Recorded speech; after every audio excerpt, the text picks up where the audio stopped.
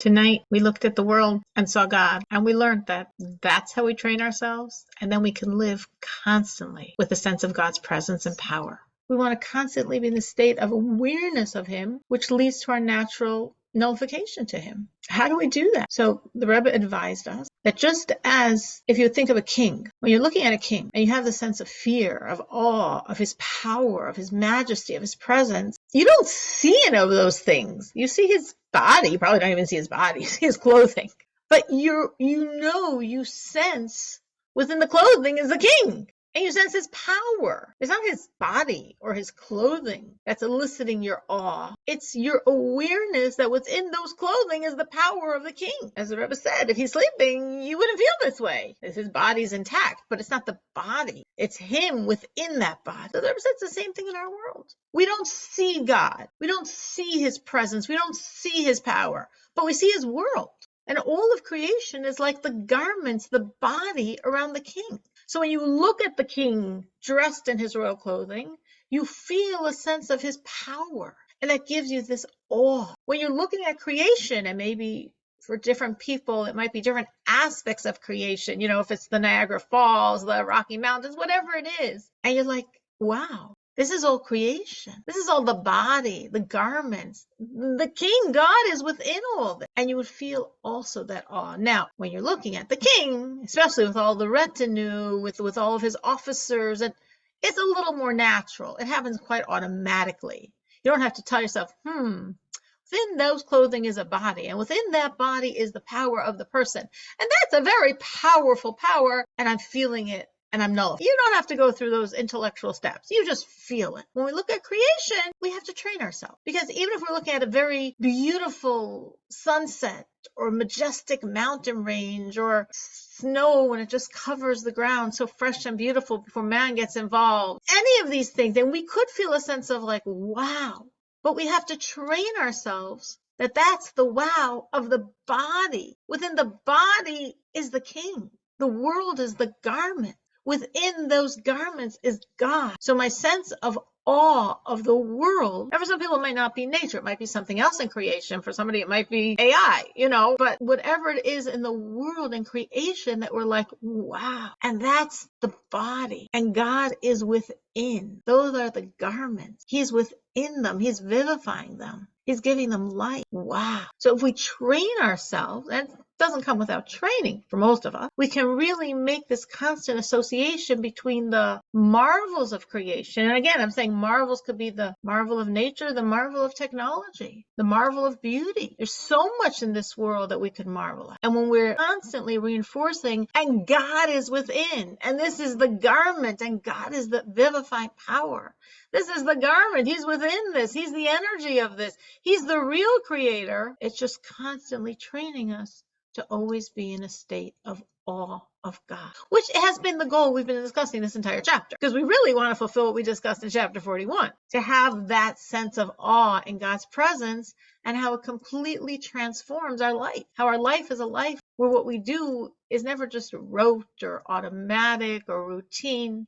It's meaningful. And as we feel God and we feel our love of God and we feel our fear of God, that's how it becomes very meaningful. So the Rebbe here is proposing another technique. And actually, I think as we discussed last week, it seemed for some people like a very doable technique. Knowing so much in the world and in nature gives us that awe and just transfer it. And that's just God's garment. And he's within those garments. He is right here. You have an awe of this, imagine of God himself. On top of all that, additional to all that, the Rebbe is adding another aspect of looking at nature and using it as a tool to feel God's presence, to feel nullified to God, to feel in awe of God. So if we look at the side note, we're going to discuss something very specific in the natural world that really translates to an additional expression of awe of God.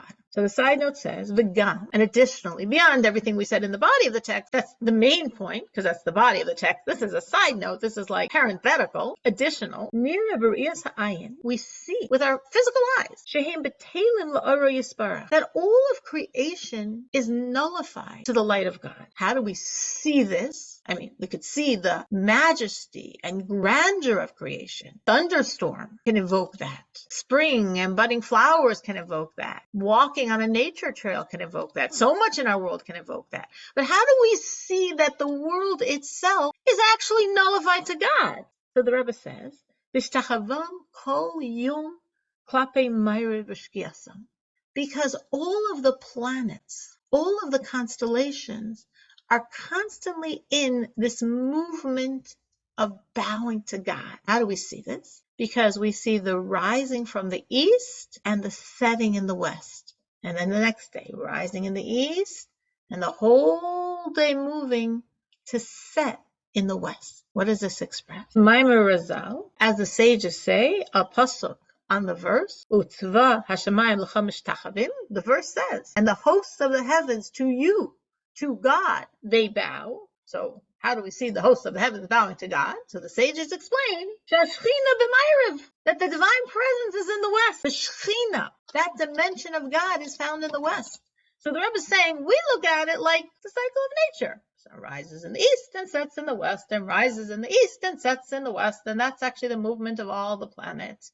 And the Rebbe says, because God's presence is in the west. Now again, this is not original to the Rebbe. The Rebbe is quoting our sages who are explaining a verse. But the Rebbe is bringing this in here. The innovation of the Rebbe on this is, and when you think about this, this can help evoke your nullification to God.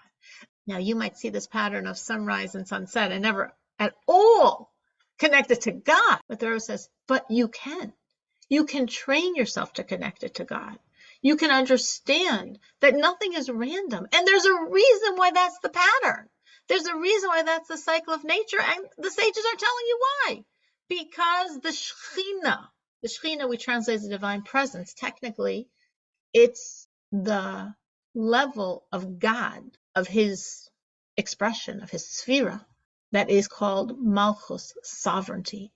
The 10th and final dimension of the 10 spiritual dimensions of God, as explained in Kabbalah and Chassidus at length. Why is that significant? Shechina, which is Malchus, sovereignty, the 10th and final dimension. Because, as explained in Kabbalah and Chassidus at length, Shechina, Malchus, is the force, the power of God of creation. As this is God's sovereignty. It says, Devar Melech Shilton, a king rules by his speech. This is God's sovereignty. And with his power of sovereignty is his power of speech to say, let there be, and there is. Let there be, and there is. This entire world, for the past 5,784 years, exists because God is constantly speaking it into existence. That is how it exists. And that speech, God's divine speech, comes from this dimension called in Hebrew Malchus, sovereignty, the 10th and final dimension of the 10 spheros, of the 10 powers of expression of God. So Shechina, which is the term found often in the Talmud, is reflecting this more Kabbalistic dimension. In other words, in the language of the Talmud, we call it Shechina. In the language of Kabbalah, we call it Malchus. It's the same thing. So Shechina, that divine presence of God is in the West, means Kabbalistically Malchus, this 10th sphera, this 10th attribute of God, is in the West. So, well, we just said that Malchus is the source of creation, meaning God has many powers. He has his kindness, he has his judgment, he has his compassion, he has his commitment, he has his glory, he has his wisdom. There's lots and lots and lots of divine attributes, as we call it Kabbalistically, spherot, many of them. But only one, Malchus, the 10th and final one, is the power of creation of everything else. All the spiritual realities and our physical reality, and all the planets in our physical reality. So everything in our reality, a blade of grass, a piece of paper, planet sun, are all emanations of Malchus, of God's sovereignty. And that power of Malchus is called in the language of the Talmud Shechina. And that's what's in the West. So it's not just that a force of God is found in the West. The energy of God that is the source of all of creation is in the West. And everything reverts to its source. Just like We speak of the flickering of the flame, that the flame flickers upward to be reunited with its source. All of the movement of nature is to the west, to reunite with its source, with Shekhinah, with Malchus, with the sovereignty of God that's in the west.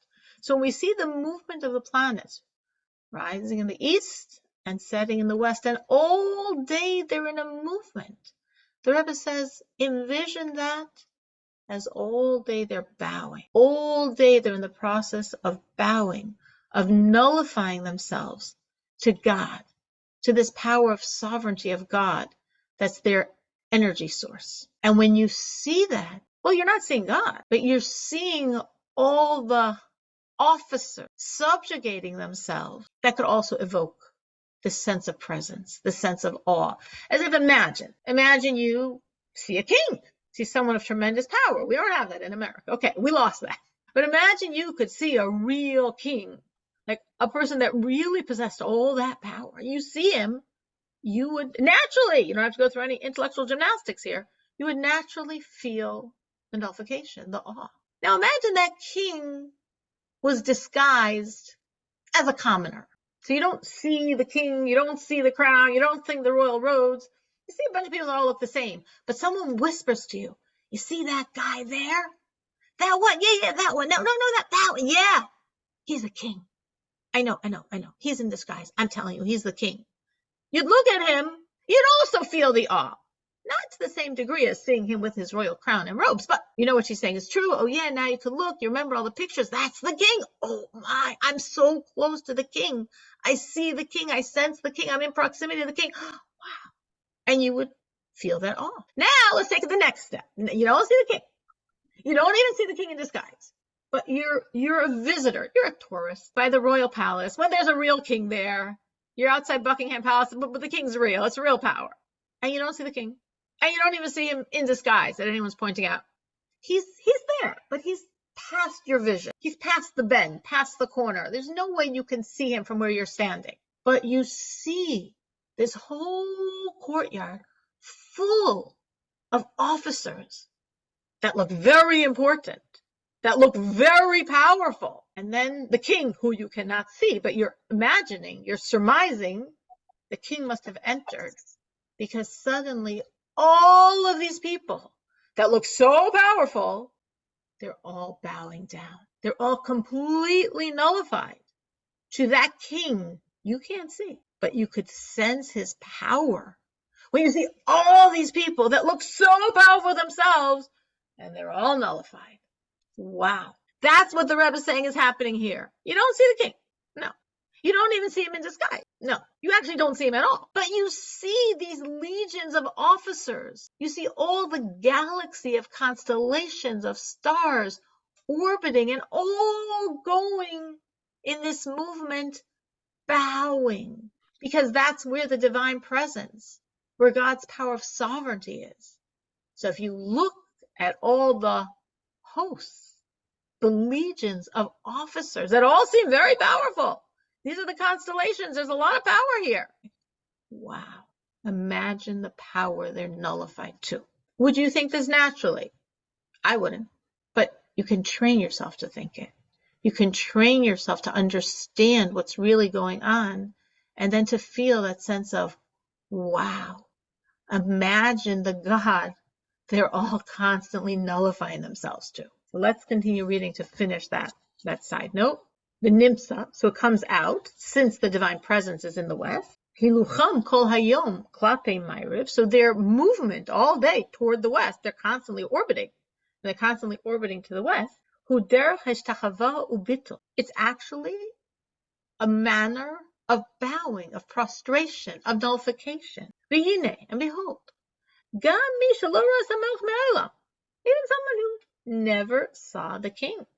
Ve'eino makir klal. He doesn't recognize it at all. He has no clue what he looks like. He knows there is a king, but he has no clue what the king looks like. Af al pi chen, nevertheless, כשנכנס לחצר המלך, when he enters the courtyard of the king, ורואה שרים רבים ונכבדים משתחווים לאיש אחד, and he sees all these officers bowing down to this one person. He doesn't know who that person is. Again, in the king's robe, in disguise, so he has no clue who he is, can't even see him past his line of vision, so he has no clue who they're bowing to. But he gets the point. Who could they be bowing to? All these powerful, powerful people, who could evoke in them such a fear that they all nullify themselves? It must be the king. Wow. People all love aim of a power automatically. I'm just a little person. I'm just a little tourist, a little nobody, a little peasant. All these people look so important. All these people have so much power. I can see their power. I can see how they're dressed. I see their stature. I see how they hold themselves. And they're so nullified. Wow. Imagine the presence of the king. Now, we are not seeing physical people bowing to, we don't see who, but we get the point. We're seeing the constellations. We're seeing the sun. We're seeing the stars. We're seeing the planets. But if we focus on that and think about it and train ourselves, as the Rebbe is going to bring out now, a lot of this has to do with training. If we train ourselves to relate this way, right, to make the association, right, like, Pavlov, and we make association, so we can make the association that the movement in the galaxies, this is bowing. And imagine the power that these planets are bowing to. If I keep making that association in my mind, I keep training my mind that way, I'll naturally feel it. That's how I'm going to process as I look in the natural world. Wow, this is the garment. Imagine God within these garments. Wow, these are the planets. Imagine the force they are bowing. Any thoughts on that? Any reflections? How you see that in your own life? Have you had this experience of just, I think the most natural thing would be with something very wondrous in nature, some very powerful experience in nature that you connected or didn't connect to a sense of God, a sense of God's presence? I had that experience. It's Dottie. Hi. Hi, Dottie. Hi. When my son was born, I knew there was God. I knew that there was a forever that I understood godliness when I had my child. So that blew me away, and it still is just blows me away that this marvelous thing happened, that I was able to be a mom, and I have a beautiful son, and I used to just stare at him like in awe that God had gifted me with this most wonderful gift. So is that qualified for what you're saying? Absolutely. Absolutely. I definitely think that the miracle of birth and the miracle of the child is definitely looking at the world, the natural world, and saying, wow, I think I can't think of anything more miraculous than childbirth. So I definitely think probably for many of us, childbirth was a time when we feel very much God, and looking at a baby and feeling the gift, the miracle of birth, the miracle of this child that came from you.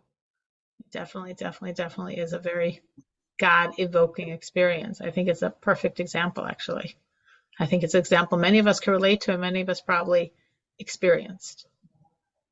Absolutely, absolutely. Anyone else have something that really made them really have this sense? Do you hear me? Yeah. Hi, Manya. Okay, hi.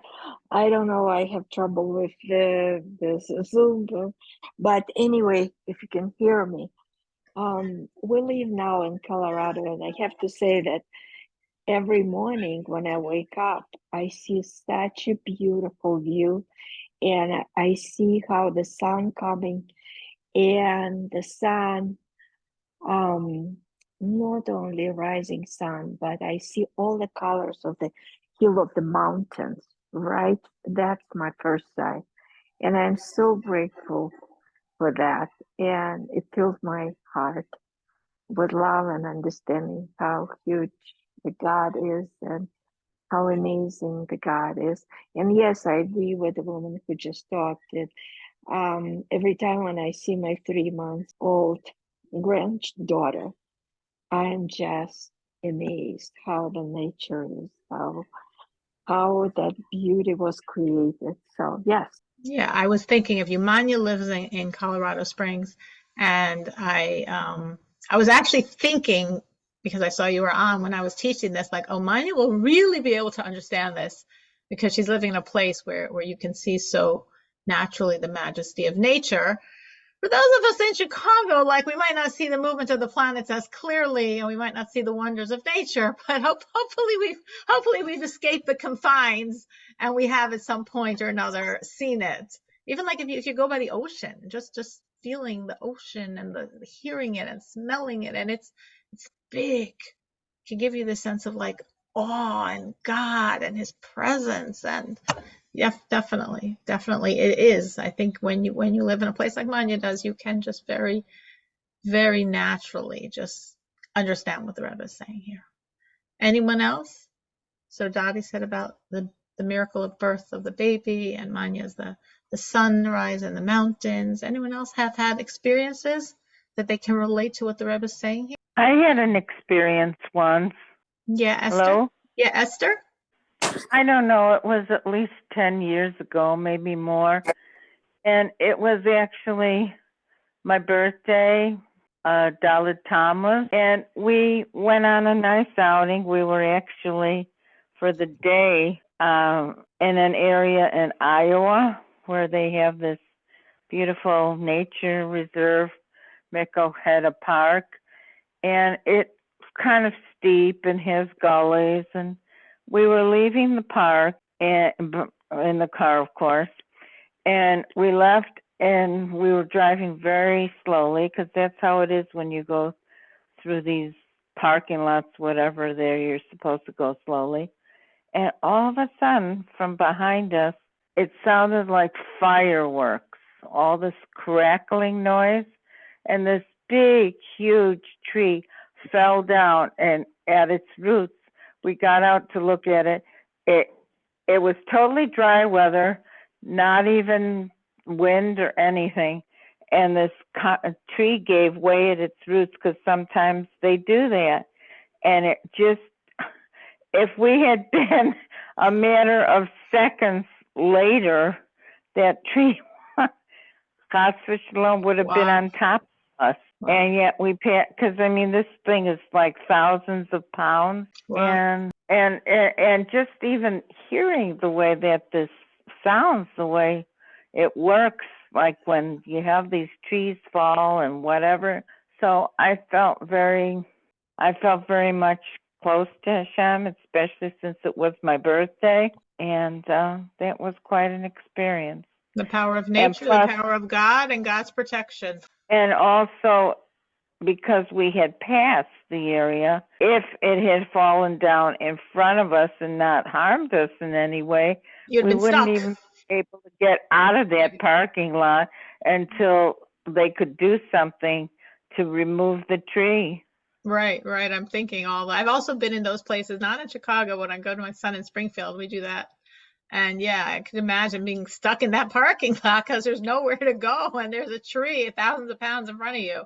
So definitely you saw God's kindness, and you also saw His presence and His power, and the power of nature and the power of a falling tree. And sometimes when I think of these things, I think when the world was a different place, what would that have meant to man? You know, now we're in our cars and we're in our this and we have our roads. And, you know, when I'm in those types of parks, I just envision, like, you know, people here 200 years ago, you know, the power was far more intense.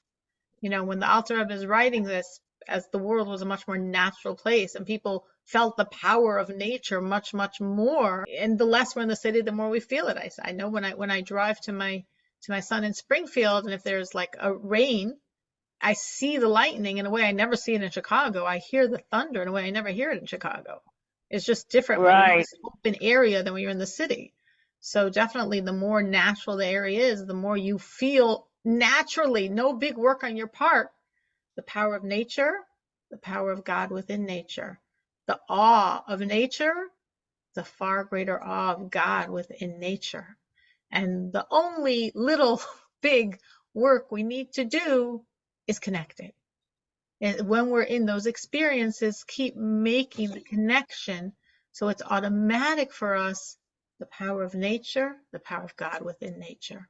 The awe of nature, the awe of God within nature. So continuing, those were great examples. Thank you everyone that shared. So now we're going back to the body of the text. That was the side note.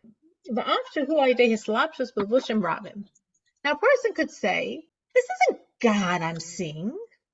When you're talking about the sunrise or the sunset or the mountains or the child or the tree, you're not seeing God. You're seeing, okay, we'll call it his garments. Nature, the world is the garment, and there's God within the garment. But that's not God, it's his garment. So am I in awe of garments? Why would the garments create that sense of awe? But we've had this question before, a long time ago. We're in chapter 42. We raised this exact issue a long time ago, chapter 4 and chapter 5. Chapter 4 and 5 of Tanya, we discussed this idea of, well, we're not really seeing God. We're not really experiencing God. We're experiencing him within a lot of garments. We're not touching God. We're touching the garment. So the same answer the Rebbe gave in chapter 4 and 5 for slightly different issues within this construction is what we're going to give here as well. Hare ein hevdel v'hefresh. There's no difference, klal, at all. B'yiras melech basar b'dam. If a person has a fear of a human king, an awe, a sense of the presence, being nullified in front of a human king, ben shehu arum, if he's naked, uben shehu levush levush echad, or if he's wearing some skimpy little garment, uben shehu levush levush rabim, or when, more probably, he's in many, many ceremonial robes. You have the same sense of his power. Why?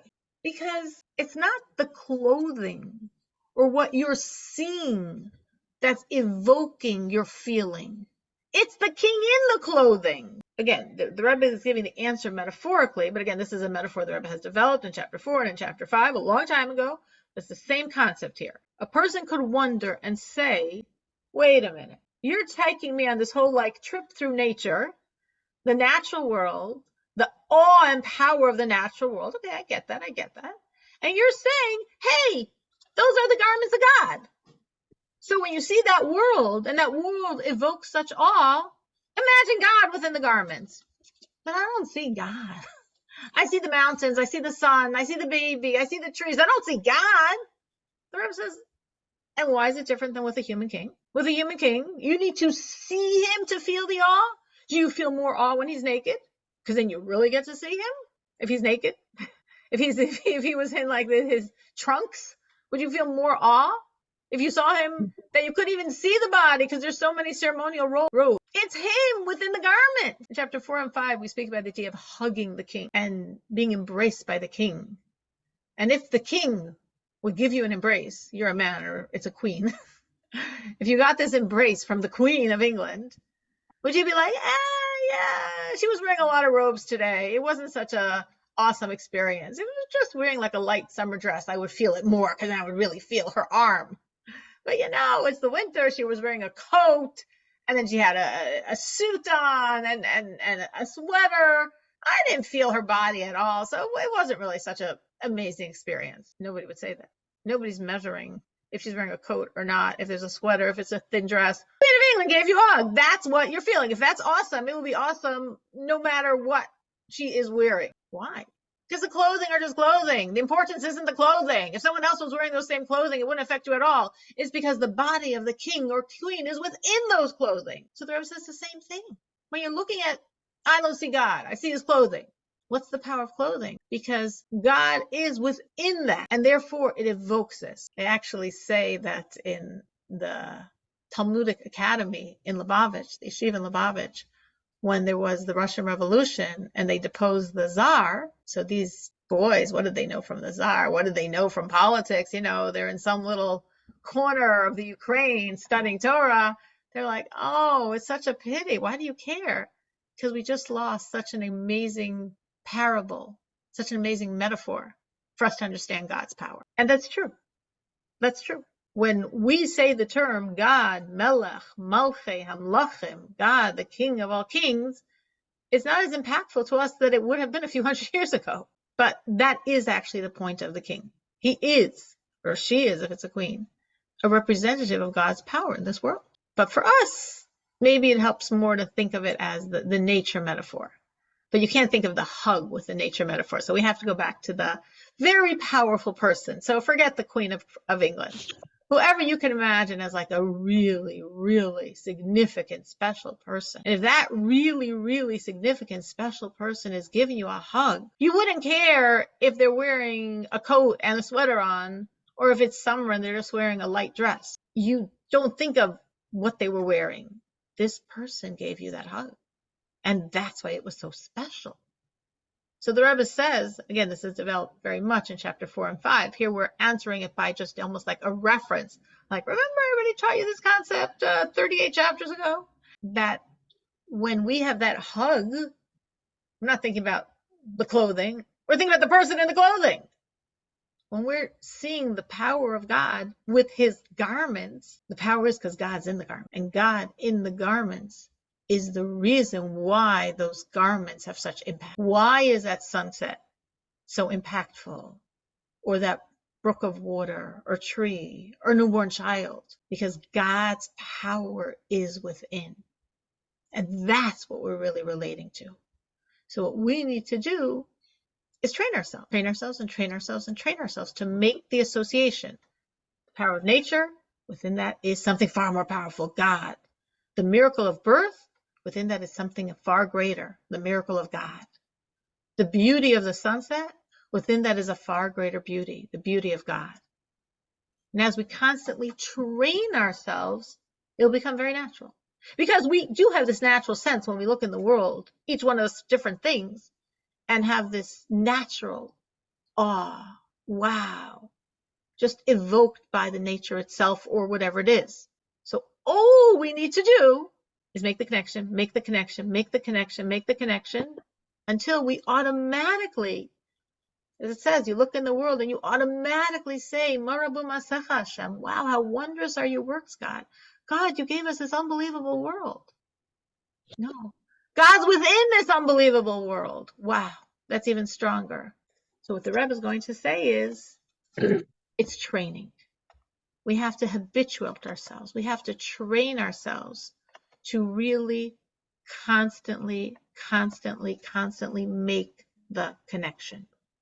So the Rebbe is going to explain actually something very interesting about the whole concept of what we call belief. The word in Hebrew for belief is emunah. Emunah, belief. But the word emunah has another meaning. Of course, nowadays we're very into the whole IDF, Israeli army mindset, and we might hear a number of words actually that they use. And there's a word they use called emunim, which means trainings. Or there's a word omein, which means a craftsman. So emunah, emunim, omein means habituating, training, to be that skilled craftsman. Now I see the time, so we're not going to be able to read this inside, but I could already just make that connection. We have emunah, belief in God. We have it naturally. Every Jew has it naturally. Our sages say Jews are ma'aminim b'nei ma'aminim. We are all believers, the child of believers. Meaning it's natural, from birth. Every single one of us. Even if the world gave us different messages, underneath all those different messages, we feel God's reality. It's our instinct. But we don't always behave in consonance with that reality, meaning we naturally feel God, but we don't always naturally lead a godly life. We don't always naturally make godly choices. So why not? Because emunah, belief, should be very remote. It's there, but it's not impactful. There's a famous piece of Talmud that speaks of the Jewish thief who, as he goes to steal, he prays to God to be successful in tonight's earnings. And we're like, wait a minute, if you believe in God, what are you stealing for? And if you don't believe in God, what are you praying for? And the answer is, he's a Jewish thief. Of course he believes. Ma'aminim b'nei ma'aminim. Every Jew's a believer. He believes enough to pray, but he didn't integrate his belief enough to not steal. So we all have emunah. Every single Jew believes in God, but that's not enough. We need to understand the other component in the word, which is training, emunim, to become that omein, to become that craftsman. So we have to take our belief, our amorphous belief, our belief that could be remote and detached from our reality, and we have to train with it. We have to train with it. We have to train with it. So it becomes this force. It becomes this power that impacts us minute by minute in our life. How do we do that? So the Rebbe is saying, I'm telling you how right now. When you look at the sunset and think of God's beauty, when you look at the mountains and think of God's power, when you think of the lightning and the thunder and think of God's energy, when you see the baby and you think of God's power of creation, and you keep training your mind and training your mind and training your mind and training your mind from the emunim, from your training, you integrate the emunah. You integrate that belief, so the belief is part of your working reality. It's not a theoretical reality. It's not an abstract reality that doesn't impact you. It's part of your working reality, and therefore you live a different life because of it. And the Rebbe's goal in this chapter is you naturally have a sense of God. You naturally have a sense of God's presence. You naturally live with an awe, with a fear, with a submission and nullification to God. Imagine how our lives are so much richer and more meaningful. And we're not just doing what God wants, but we're doing it with a sense of his constant presence. That's the emunim, to integrate the emunah. All right.